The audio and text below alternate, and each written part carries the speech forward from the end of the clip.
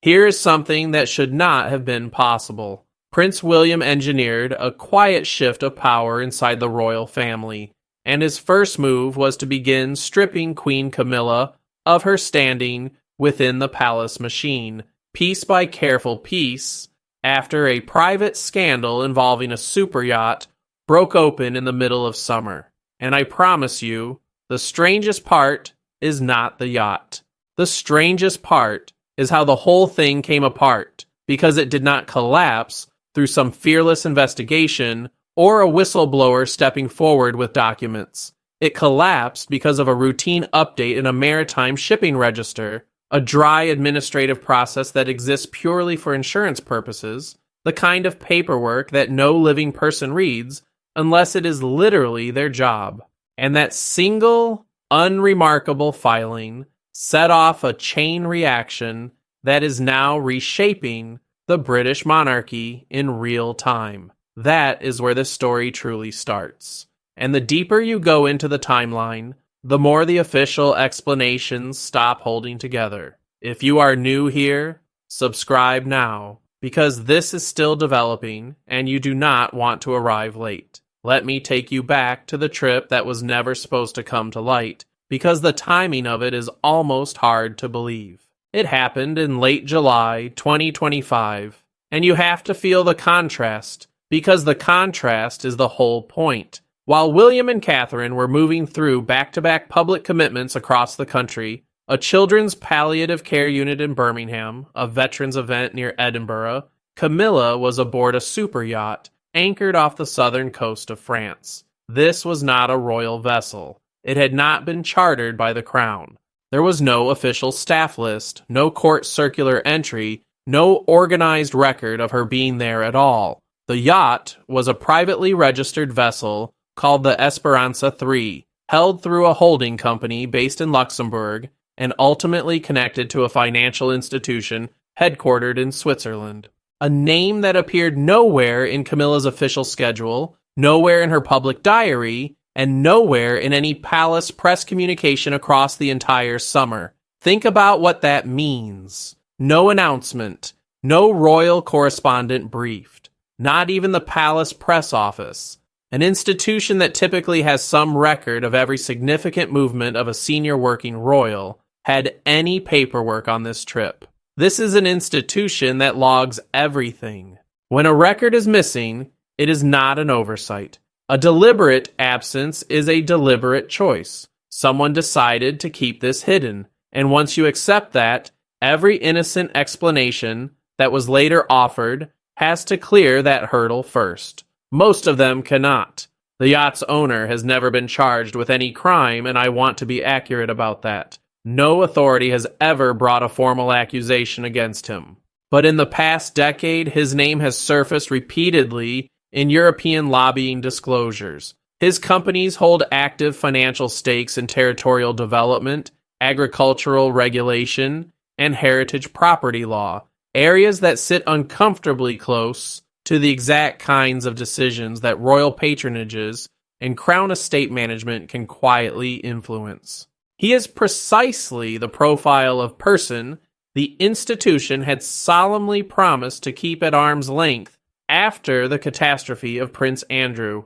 And here is where it gets considerably worse. Camilla had stayed on his yacht before. That came out later, and we will get to it. Hold that detail, because it turns what might look like a single lapse into something with a pattern. For now, stay on the July trip, which ran 5 days, and look at who else was on board. There was a party donor with active construction licensing requests in the west of England. There was a European media executive whose firm holds broadcast contracts with companies that carry royal endorsements. And there were at least 2 individuals whose names appeared in files from a 2023 Brussels lobbying investigation. None of them were there in any official capacity. None appeared in any public record.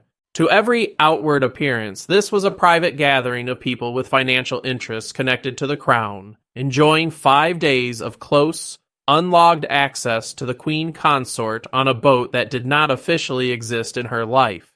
Every person on that yacht had something they wanted that the institution Camilla represents had the power to influence. Land decisions, broadcasting agreements, heritage designations. This was not a group of old friends sharing wine on the water. It was, at minimum, a room full of people with business before the very institution she embodies, enjoying private access that no transparency record would ever reflect. And even if every single conversation was completely innocent, even if not one improper word was ever exchanged, the image alone is corrosive. Because in this world, the appearance of impropriety and impropriety itself are functionally the same thing. The moment it looks as though access to the crown can be enjoyed on a wealthy man's yacht, the damage is done, regardless of what was or was not said over dinner. William understands that better than almost anyone alive. The appearance is the whole game. So how did it surface? It did not break through journalism. It broke through that routine maritime filing, the shipping registration document almost nobody reads. That document placed the vessel at a specific marina on a specific date. A royal researcher then cross-referenced the filing against a photograph one of the guests had posted, a background shot of a dinner on deck, briefly visible on a private Instagram account before the user thought better of it and deleted it. But someone had already saved the image. Within 48 hours, that photograph was in the hands of 2 British journalists and a German outlet that had spent years mapping European lobbying networks. They knew exactly what they were looking at. By the first week of August, reporters were quietly verifying the basic facts. By mid-August, the Palace press office had begun receiving calls it was not remotely prepared to answer. One deleted photograph, one filing nobody was meant to notice. That was all it took. Now this situation carried a very particular kind of damage, not simply because of the trip itself, but because of what had been happening inside the palace in the months before it. For the previous year and a half, William had been driving a specific reform program. Tighter restrictions on the external relationships senior royals could maintain. Clear rules on gifts and hospitality from anyone with financial links to the crown. And an explicit internal directive that the monarchy could not survive another access scandal like the ones that effectively ended Prince Andrew's public life. Crucially, William had not merely spoken about these reforms. He had put them in writing. His team had circulated updated guidelines to the households of every senior royal. This was mandatory, not a suggestion, not a courtesy copy. Camilla's office received that document. She went on the trip anyway. Stop and let that settle. This was not a person who was unaware of the rules. This was a person who had the new rules sitting in her own office and stepped directly over them. Royal sources briefed the Times in August and described the atmosphere inside Kensington Palace as one of controlled fury. And if you understand how William actually operates, that phrase should give you pause far more than any account of raised voices ever could. Because William does not shout. He does not brief against people. He does not give interviews to explain his position. What he does is remove people from the board. He removed his own brother from the royal institution. He removed Camilla's own sister, Annabel Elliot, from the Duchy of Cornwall payroll without a single public statement.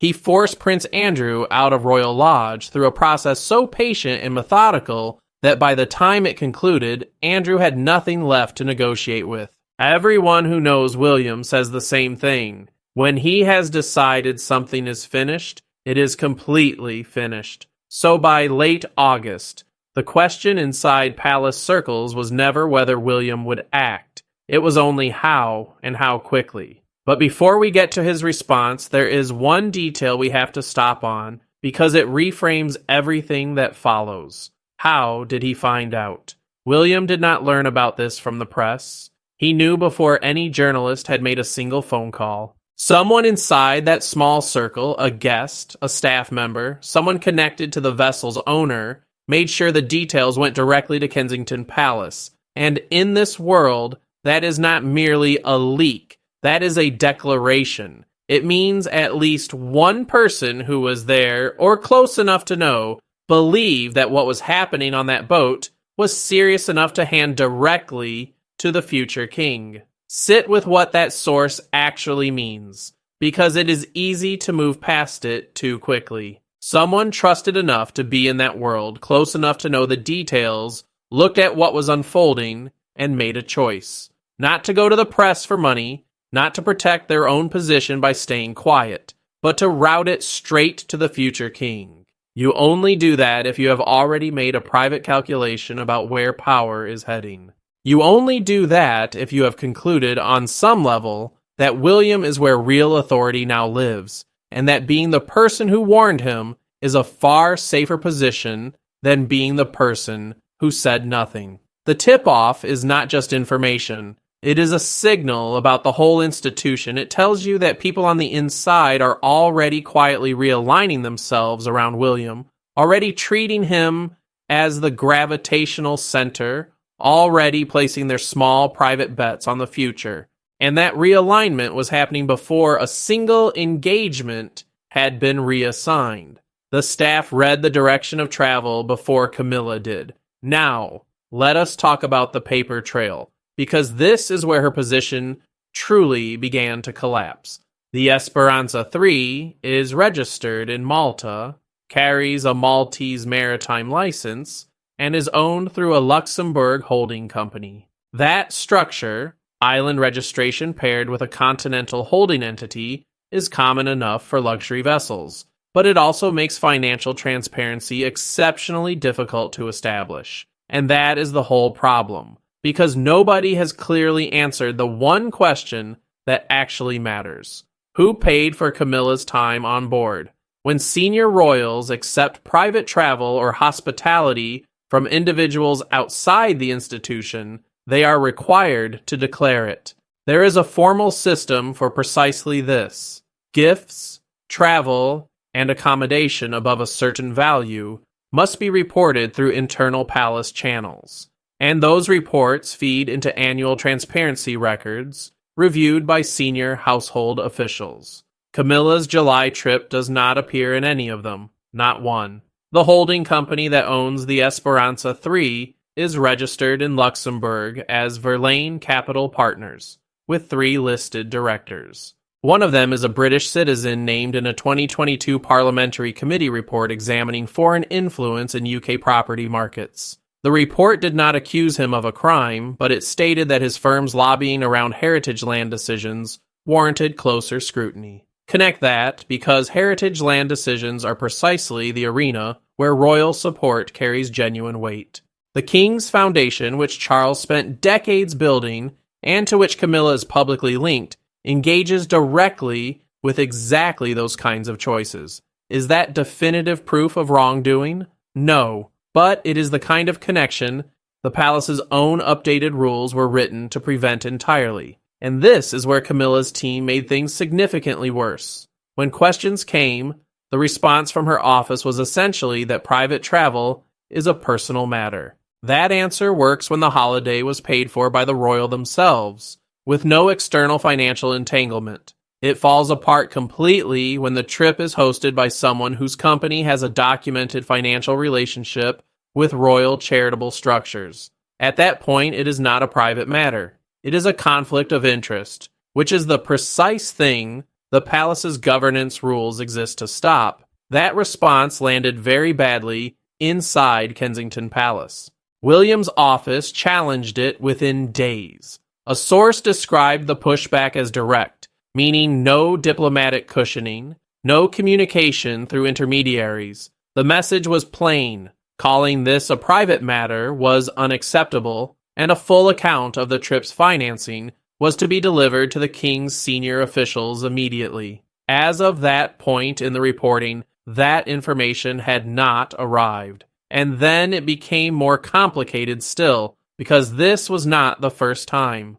3 palace sources confirmed to 2 separate publications that Camilla had accepted hospitality from the same yacht owner on a previous occasion during a long weekend in the summer of 2023. That trip was also kept quiet, also absent from the transparency records. And here's the detail that should make you lean forward. One senior official had noticed the earlier trip at the time. A quiet conversation took place. Nothing was formally recorded, and the matter was set aside. William did not know about it then. He knows about it now. That single fact transforms the character of the entire story. What first presented itself as an isolated error is suddenly a pattern that was identified once and then buried. And the same individual hosted Camilla again 2 years later, having in the interim made financial contributions to royal structures. When you line those facts up sequentially, they stop resembling coincidence.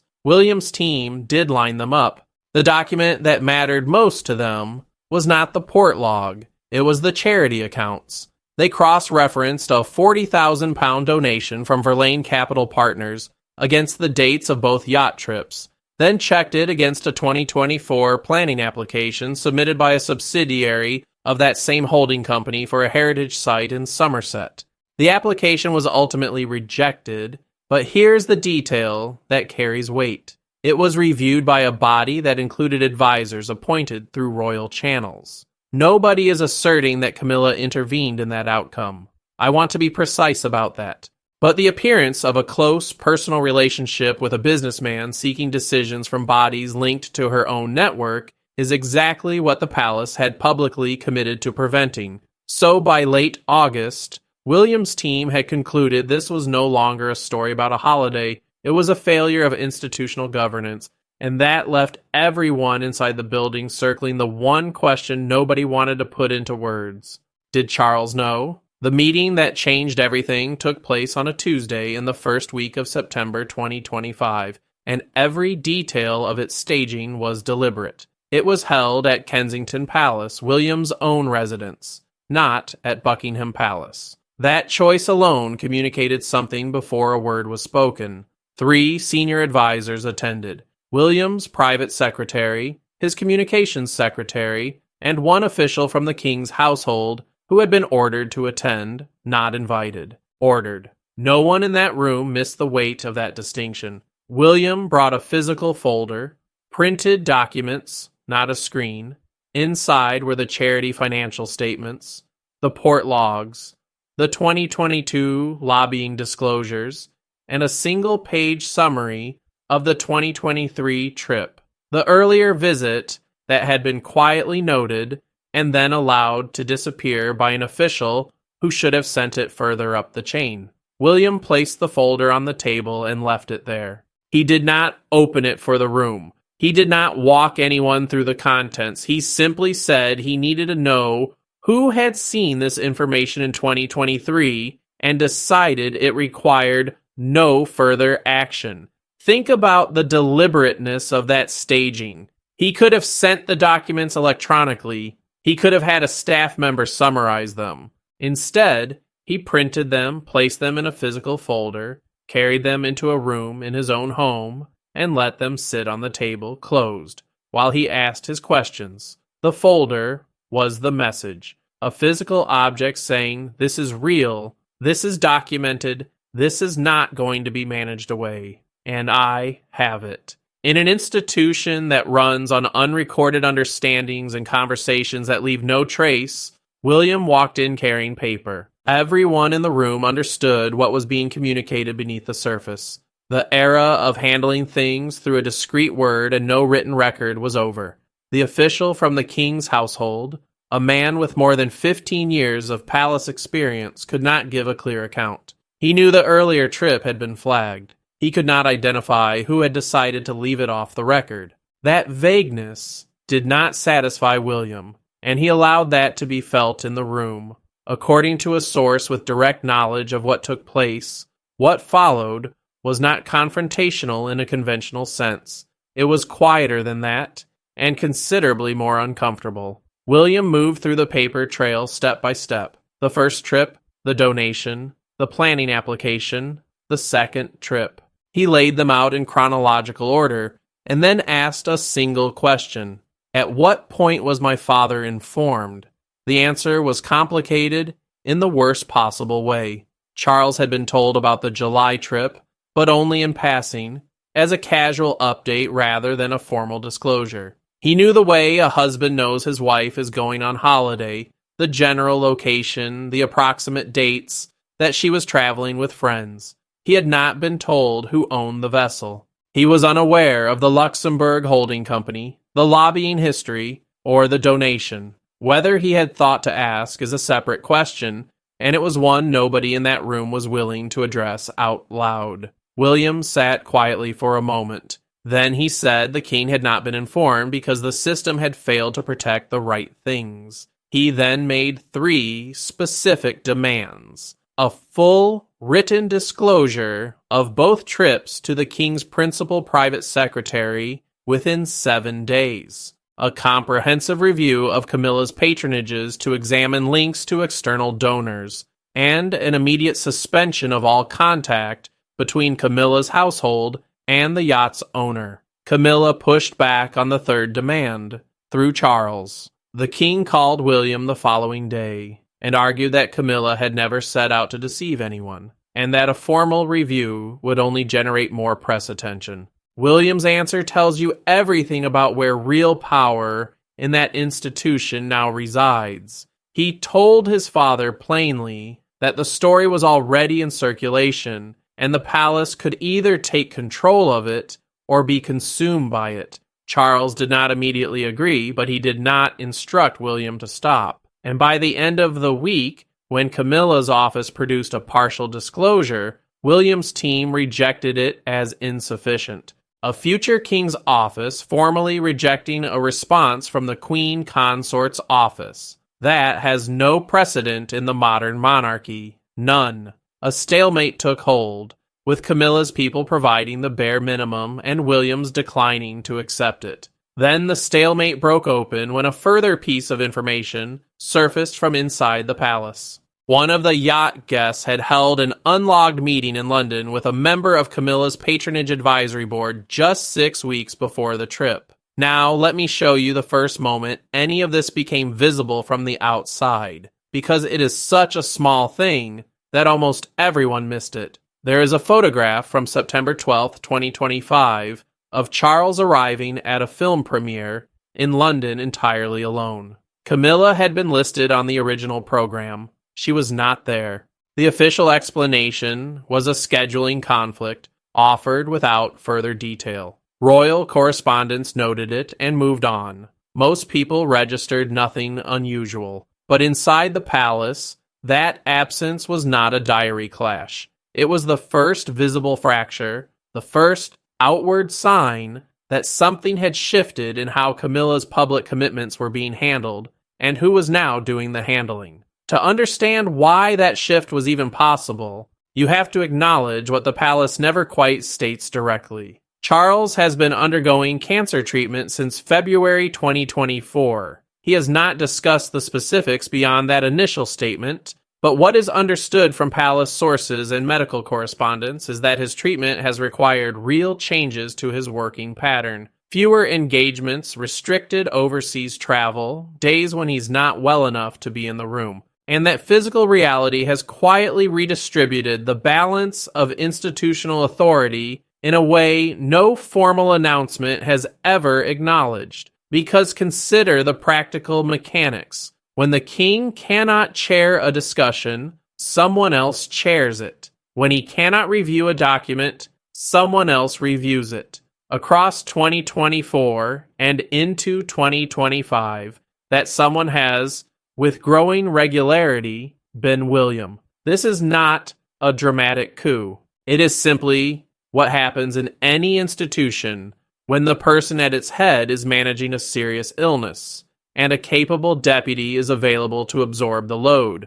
But it does mean that by the time the yacht story broke, Charles's capacity to step in and shield Camilla was already considerably more limited than it had been 2 years earlier. Not because he had lost his title, but because the day-to-day gravity of the institution had been shifting toward William for months, and everyone on the inside already knew it. So that phone call Charles made, the one where he argued the review would only become a larger story, was a genuinely difficult position for him to be in. Charles does not find confrontation with his son straightforward.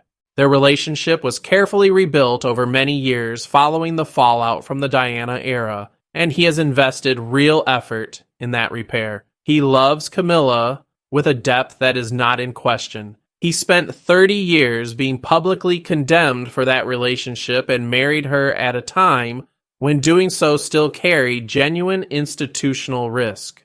His commitment to her is absolute, and I do not want anyone to lose sight of that. So when William told him that the partial disclosure was inadequate and the review would proceed regardless, Charles pushed back again. He reportedly told William that Camilla had given him her personal assurance that nothing in the 2023 trip required further examination, and William told his father directly that her assurance did not match the documentation. Hear that exchange, because it is extraordinary. A son telling his father, the reigning king, that a personal assurance from the king's own wife is not sufficient, and the king not in a position to simply end the conversation with a firm refusal. Charles asked for more time.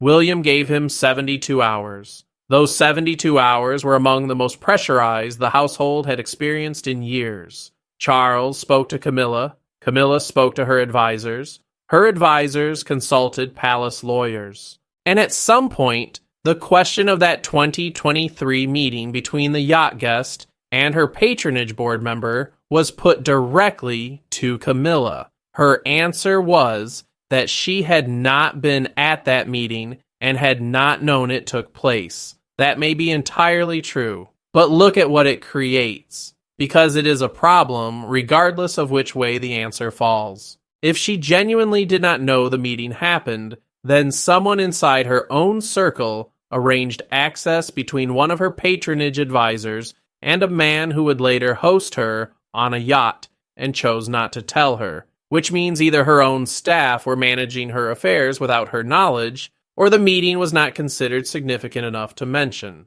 Neither interpretation is comfortable for Charles to defend.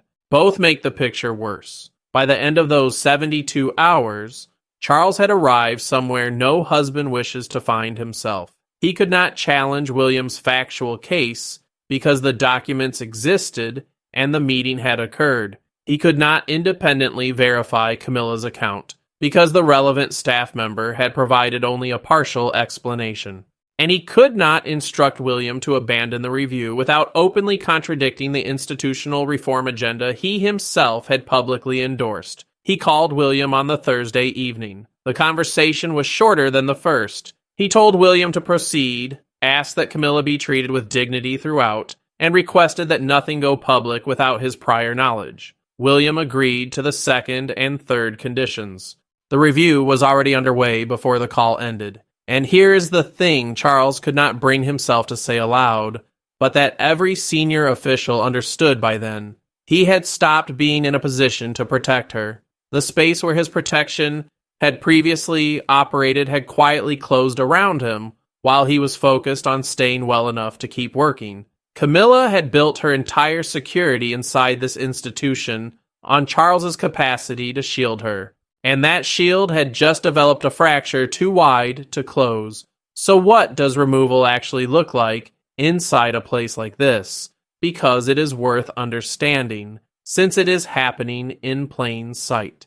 Camilla's autumn program, as assembled by her household back in July, included 14 solo engagements between October and December. Patronage visits, charity dinners, a hospital opening in Cardiff, 2 literary events for her reading initiative, a keynote at a women's leadership conference in Edinburgh. By the end of September, 6 of those had been quietly reassigned, not cancelled, reassigned, transferred to a different royal for the same date at the same event. The host organizations were told it was a matter of scheduling pressures, and nothing more was offered. Nobody asked public questions, because that is not how you maintain a working relationship with the palace.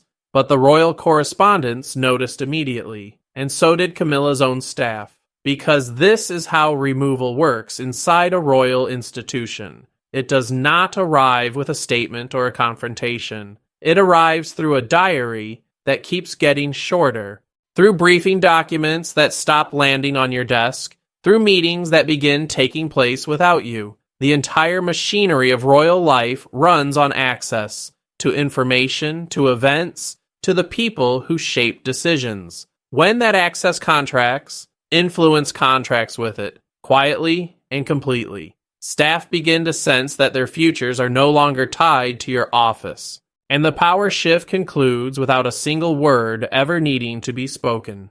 William did not need to make a statement about Camilla. He needed the diary to do the work. The staffing changes came in 2 phases. In early October, 2 senior members of Camilla's team, her deputy private secretary and a senior communications advisor, were told their positions were being restructured as part of a palace efficiency review. Both were found alternative roles within the wider household.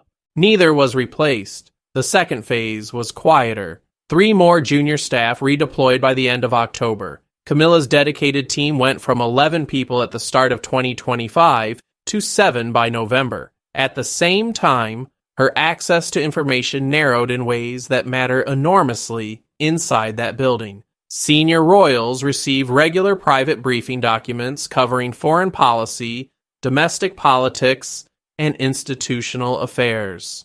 Camilla had received a broad selection of those briefings since the coronation. From October, her distribution was cut back. Foreign policy briefings stopped. Wider institutional briefings stopped. She moved from being kept informed as a matter of standard practice to a strict need-to-know basis. And that, more than the diary changes, is where the real measure of it lies. Information is the currency inside that building.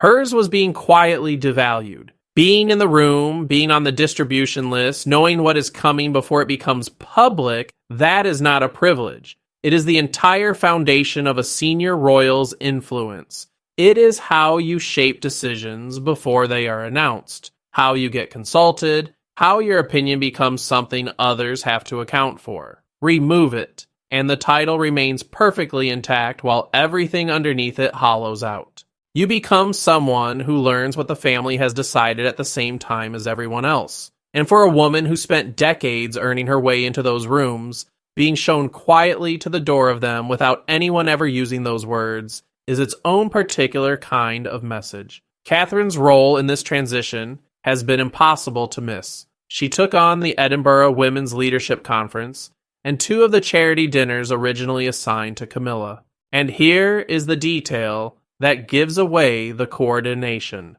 Catherine's office confirmed her attendance within a week of the reassignments, which strongly suggests her team had advanced knowledge that those slots were becoming available before Camilla's own team had fully processed the change. That is not reactive scheduling. That is deliberate sequencing. It let Catherine step cleanly into the spaces Camilla had occupied, maintaining continuity for the organizations involved and making the substitution appear entirely natural. There is one more detail from late October that shows you how complete the shift has become. William and Catherine spent a weekend with Charles at Highgrove, his private country home in Gloucestershire. Camilla remained at Clarence House in London. Palace sources called it an informal family weekend, but the fact that Charles, William, and Catherine spent that time together in Camilla's absence was noted very carefully by those inside the palace, because these things are never truly informal at that level. So let us be honest about where she stands. Camilla still holds her title. She still appears beside Charles at state occasions. On paper, she remains queen consort. But the diary is thinner, the staff is smaller, the briefings are restricted, and the woman stepping into her spaces is Catherine. The truth of it is this: you do not need a formal decree to alter someone's position. You change everything around them until they can feel the difference. And she can feel it. In November 2025, William gave a private address to a group of senior civil servants working on public sector reform. Closed to press, no transcript released, but 2 people present later described it to journalists. And what they reported was not the carefully hedged language you would expect from a future king protecting his public image. William told the room plainly that institutions which shield individuals at the expense of their own integrity do not endure. He named nothing. He referenced no one. He did not need to. Everyone in that room already knew exactly what had been unfolding inside the palace over the previous 3 months. To understand why his reform agenda is not performance, you have to look at what he already controls. The Duchy of Cornwall generates roughly £30 million a year and spans 135,000 acres across England, the Isles of Scilly, and significant financial holdings. William has managed that estate since September 2022. In less than 4 years, he replaced outside contractors, restructured the management team, and ended every arrangement that operated on personal trust rather than a written agreement. Undocumented arrangements built on personal trust. That is precisely what the yacht represented. He did not arrive at his position on governance by accident. He built it across years of running a £1 billion estate and proved it worked before he ever applied it elsewhere. The Royal Foundation follows the same logic. A chief executive published annual accounts, measurable objectives, and when a program fails to deliver, it is cut. A former advisor once said William runs it like someone who has been badly burned by secrecy before and now believes documentation is the only reliable protection. That is not a personality trait. It is a system built deliberately after watching his own family damage itself repeatedly through informal, unrecorded arrangements. And here is the deeper current running beneath all of it, the one you cannot remove from this story because it powers everything else. William was 15 years old when his mother died. He walked behind Diana's coffin while the world watched. And the machine that failed to protect her, the informal understandings, the things handled off the record, the institution choosing to protect itself over the people inside it, that is the exact machine William has spent his adult life working to take apart. So when he sees a secret yacht trip, an undisclosed donation, a meeting nobody logged, he is not simply identifying a governance failure. On some level, he is recognizing a shape he has known since childhood. And I do not think you can understand why he moved this decisively against his own father's wife without holding that in mind. This was never solely about Camilla. Underneath it, it has always carried the shadow of Diana and the determination of a man who decided long ago that this would not happen again while he had the capacity to prevent it. William has been unambiguous about the monarchy he intends to build. Fewer working royals, tighter oversight of who speaks for the crown, no tolerance for outside financial relationships that even appear to present a conflict of interest. The yacht scandal gave him the justification and the momentum to move faster. The contraction is already visible. Andrew gone, Harry gone, the wider extended family that once handled regional duties quietly phased back. The public face of the monarchy is now, in practical terms, William, Catherine, Charles, and Anne. A smaller group is far easier to govern. Fewer risks, fewer informal relationships, fewer undisclosed trips. Catherine's position within that new structure has transformed significantly. She returned to full public duties in early 2025 following her cancer treatment and immediately absorbed a substantial workload. Her office now handles major institutional coordination and attends strategic meetings that would not traditionally have included a Princess of Wales. One source described her as a co-strategist rather than a supporting spouse. William trusts her judgment above anyone else's, which makes her, in practical terms, the second most consequential person in the institution. Against that backdrop, here is what you need to understand about Camilla's diminished role. It is not a temporary sanction for a single misstep. The monarchy William is constructing has a new center of gravity, and she is not part of it. The engagements transferred to Catherine are not returning. The staff reductions are not being reversed. And that leaves the one question palace officials will not touch. When Charles dies, Camilla becomes Queen Dowager. She retains the title and a residence, but the major estates, Sandringham, Balmoral, pass to William. Almost all of the institutional support she currently relies upon exists because Charles is king. When that changes, her entire position inside the institution will depend in every practical sense on William's willingness to be generous. And given everything that has just unfolded, how much of that generosity do you honestly think is coming? Sit with the position she actually occupies right now, because it is more precarious than it might appear from the outside. Everything Camilla has, the title, the staff, the residences, the standing, has always flowed from one source only. Charles being on the throne and being willing to use his authority to protect her. That was the arrangement. Unspoken, but total. It worked for years because Charles was both willing and able. But the yacht scandal exposed something she may not have fully reckoned with until it was happening around her. The willing part was never in question. It was the able part that quietly gave way. A king in active cancer treatment, managing his energy for the duties he can still perform, is not in a position to fight a sustained internal battle on his wife's behalf against a son who holds every document and every institutional advantage. Once you see that, you see why William did not need to be aggressive or public or loud. He simply needed to wait for the protection to thin and then move through the gap. The whole thing is almost clinical in its precision. And here's the part that makes this a genuine human story rather than just a power calculation. Because I do not want to lose sight of the person at the center of it. Camilla achieved something almost nobody believed was possible. She entered public life as the most resented woman in Britain, identified in the popular imagination with the collapse of the most watched marriage of a generation. Over 3 decades, she quietly, patiently remade herself into a queen consort the country had largely come to accept.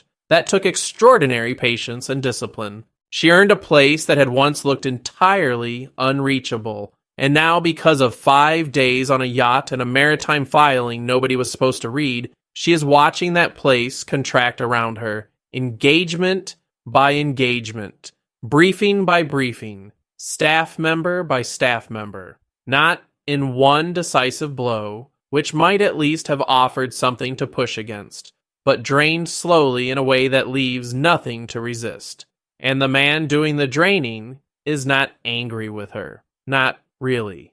He is just building something she does not fit into. So watch what comes next, because this is far from resolved. The real test is not the trimmed diary or the reduced staff. Those are already settled. The real test is whether Camilla accepts this new, contracted shape or whether she tries to reclaim what she has lost.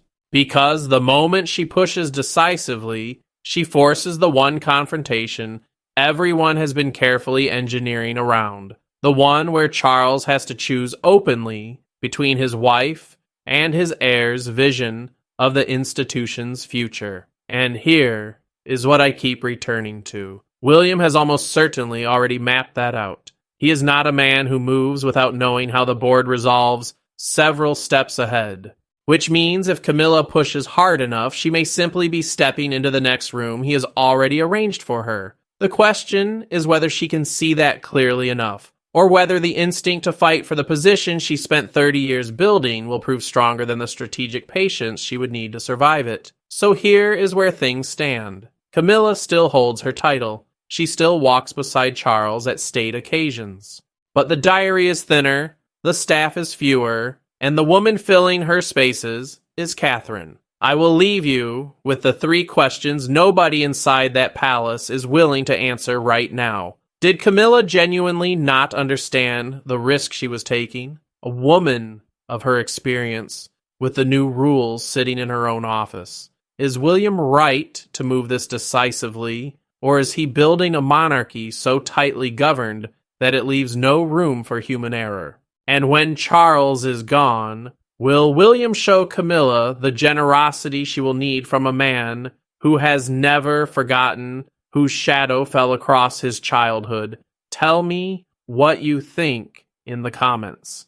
And if you want to be here when the next chapter of this surfaces, and it will, make sure you subscribe.